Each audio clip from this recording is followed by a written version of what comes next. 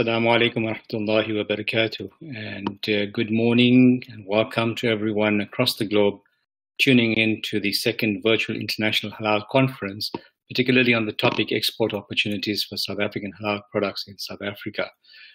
The halal industry is an extremely important and widespread industry that has become strategic to economic development in a number of countries.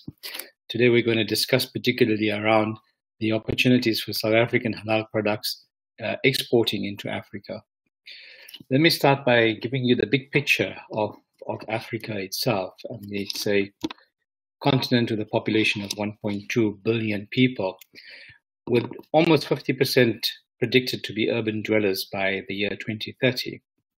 The spending power translates into 128 million homes across the continent, with a total consumer spend of $1.4 trillion. It's envisaged that Africa would be the next growth and burgeoning economy of the globe. And a number of countries are already looking at how to take advantage of the growth spurt of Africa. The African continent population, the profile is a young emerging middle class who has increased their spend power due to the rise of professionals, entrepreneurship. The economic growth of many countries has given rise to a wealthier class. And this young emerging middle class who have a higher spend have a more global outlook and therefore are more demanding consumers. And their global outlook and demand for consumer products is also run into the mode of demanding products that suit both ethical, hygiene, health, and moral requirements. African trade, however, has a different picture to paint from across the globe. So exports from Africa to the globe totaled $760 billion. However, the interesting part is that intra-African exports, that means exports between African countries, is only 16.6% of total exports. And that means that there's a huge opportunity for manufacturers within the African continent to find the consumer spend and to find markets within Africa itself. Intra-regional trade, and when I talk about intra-regional trade, particularly around SADC, the South African Development Community, is only $34.7 billion, and that is of great importance to South African manufacturers. Underpinning all of this is a combined African GDP of $2.6 trillion, which prior to COVID-19 was set to be growing at 2% per annum. However, COVID-19 would see an impact on a number of economies, and we've already seen a slowdown in both exports and imports from Africa. The bigger picture for Africa, and this is where the huge opportunity lies, is that Africa is looking at creating an economic bloc, the African Free Trade Agreement, which would encompass a number of countries across the African continent and bring together the various economic blocks that exist, COMESA, SADC, SACU, in a tripartite agreement that would unlock a great deal of opportunity for the African continent. Thus far, 52 countries have signed the agreement and 22 countries have ratified them. And it's envisaged that this would end up with a Cape to Cairo trade agreement. And two of the largest economies on the continent, South Africa and Egypt, are partners in this African Free Trade Agreement. Nigeria, however, hasn't ratified it as yet, nor have they signed it. There's only 3 countries that have not yet engaged in the preliminary exercise, and that is Eritrea, Nigeria, and Benin. Bringing together these countries means that a huge potential of the African continent is therefore unlocked, and it would bring down the trade barriers that exist between the free trade agreements and the trading blocs. For the halal industry, the Muslim population of Africa is calculated at about 446 million people across the African continent. But however, with halal, it is not about Muslims. It's about health-conscious consumers. And that translates into 43% of urban dwellers are now health-conscious consumers. From a South African perspective, South Africa plays a very important role on the African continent. It is seen as a gateway to trade with Africa and the rest of the world due to its mature infrastructure and extensive transport capabilities. The port of Durban, being the busiest and largest harbor on the continent of Africa, sees almost 70% of all containerized trade entering or leaving the Southern African region going through the port of Durban. And this is about 20 million BTUs of goods coming through the port of Durban. The port of Cape Town also sees a great deal of exports of fruit and food products coming out of Cape Town. The traditional markets of South Africa have been Africa in a slight bit, but its major trading partner has been Europe, the Americas, and recently into developing Asia. Intra-Africa trade exports from South Africa have been primarily in the electrical energy, in maize, in certain commodities as well. And these have been through to traditionally the Southern African countries. We have seen South Africa's trade balance with the main African trading partners starting to diminish over the last few months. And this is particularly blamed around COVID-19. So it brings us to the important part of our topic, and that is, what is the halal industry? It is not the misconception is that halal is only for Muslims. It's a global industry defined by a common set of values, and those set of values are that the products must be hygienic, of good quality. They must have a traceable source of the ingredients. They must have an ethical production chain, and it's given rise to a concept of from farm to fork, being certain that what ingredient is in your product meets the requirements of the specific set of values. This translated into multinationals around the world now looking at halal trade as being a major growth impact for their products, with more and more consumers across the globe demanding transparency of the consumer ingredients in their products. Halal compliant items improve quality standards and add more value to the product as well. And halal certification gives an international brand identity that is respected and accepted across the globe. If we understand the market, particularly around food and lifestyle, it's an anticipated $2 trillion spend on food and lifestyle across the globe, of which food makes up 1.5 trillion US dollars. And if we break that down into context, the sub-Sahara Africa consumer consumes almost 127 billion US dollars of halal food products. And this is not a small amount, it's a huge amount and a huge market for South African companies to anticipate. Given that, if we consider across the African continent, this gives rise to more and more capability. Interesting part for me is, how do we tap into the other aspects of the halal industry, whether it is healthcare? South African pharmaceutical manufacturers have also encompassed into halal and producing halal medication, vaccines, and healthcare products to translate that into demand in the African context, where we are seeing the younger generation now wanting to have healthcare products that suit their lifestyles, not just from a consumer perspective, but also from a conscious perspective. Tourism has increased, and for South Africa, receiving tourists with the wide amount of infrastructure that we have requires just a slight change to the infrastructure that we have to meet the demand of the halal consumer.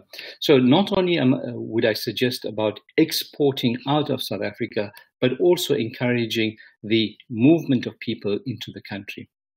Interestingly, media, which is a small portion of halal market, is envisaged to grow to 301 billion US dollars by 2025.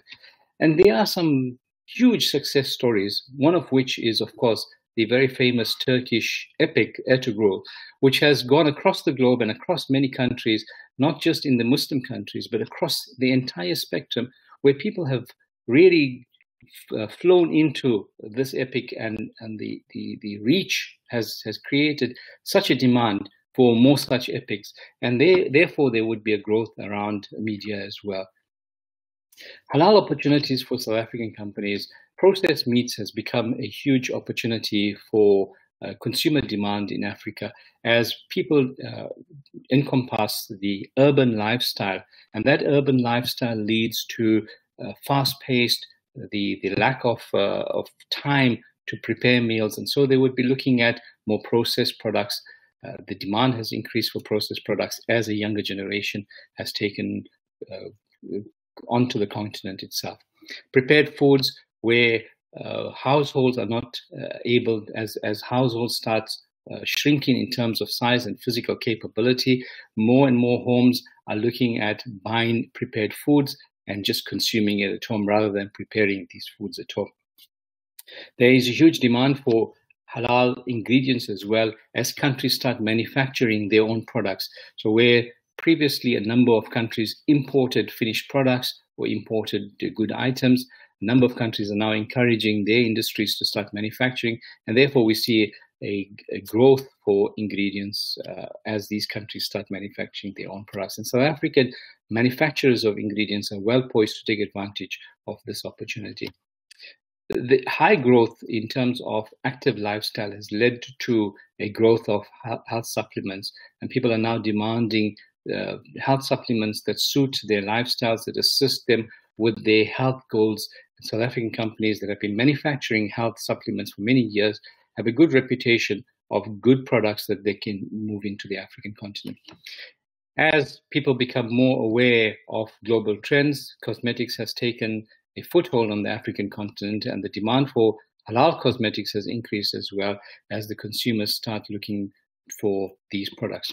Medication, as I've spoken about, pharmaceutical industries have entered into the market and are creating medication that suits the halal market as well. South Africa has got mature systems in place of halal accreditation, and these are systems that we can share with the rest of the African continent. The halal certification bodies that have been established in South Africa have many years of experience, and the systems that they have adopted are global standards, and these can be shared across the globe, across the African continent, to develop the halal industry.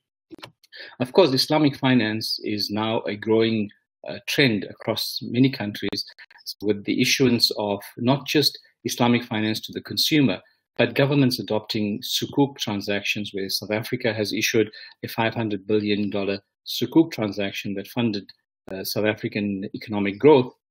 A number of countries such as Tanzania, Kenya are now looking at Islamic finance to fund their economic growth.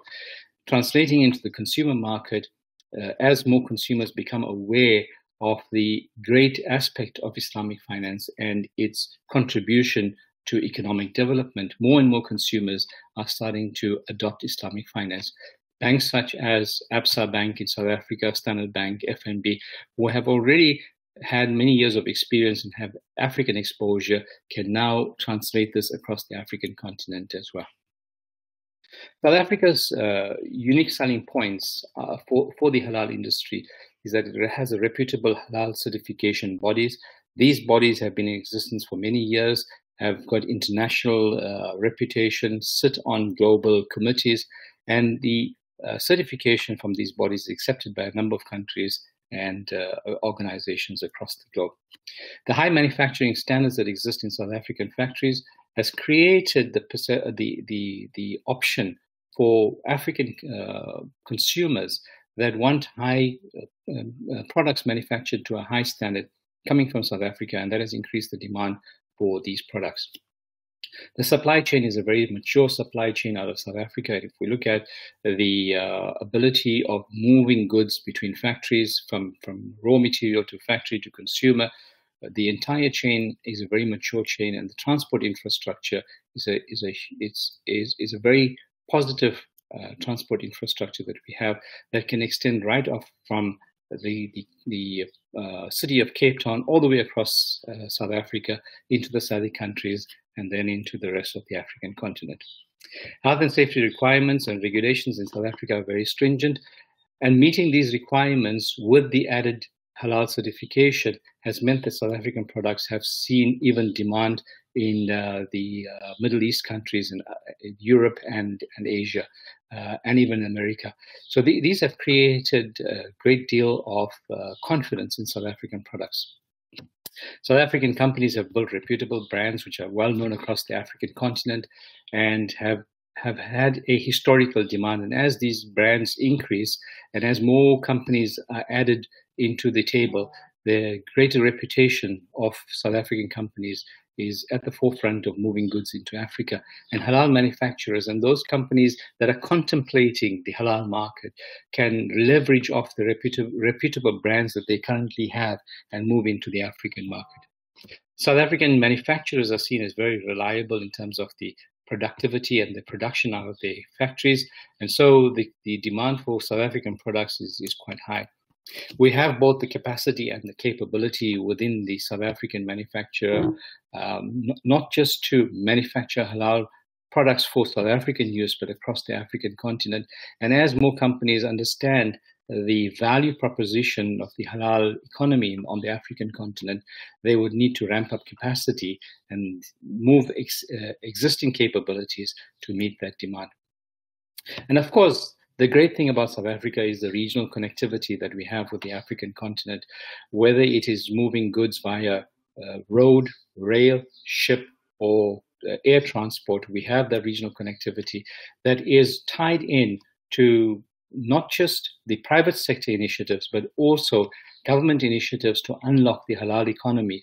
And two of these that stand out would be the KZN Halal Initiative, which is championed by the KwaZulu-Natal provincial government and has become an integral part of the regional strategy, and the Cape Halal Hub, which has also been pushed by the Cape province as unlocking economic growth within the province. And both of these, on either side of the South African medium, sitting both on east and west parts of our continent, can push into the African continent a number of products and open up the opportunity for halal manufacturers and suppliers.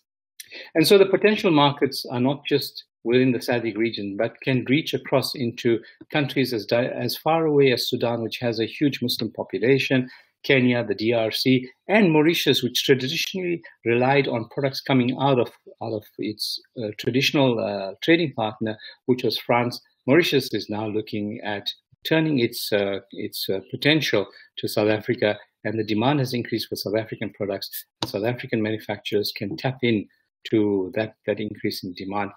Countries like Tanzania, Mozambique have had historical demands, but yet we can ramp up that demand into those countries. And so I believe that there's a huge opportunity for South African manufacturers to tap into this growing and developing halal market. And so the only reason that companies in South Africa haven't really entered into this market is they don't understand the market very, very clearly. And I would suggest that they contact any one of the halal bodies or the Minara Chamber of Commerce to understand the opportunities of this market and find and unlock the potential. Thank you very much. Assalamu alaikum wa rahmatullahi wa barakatuh.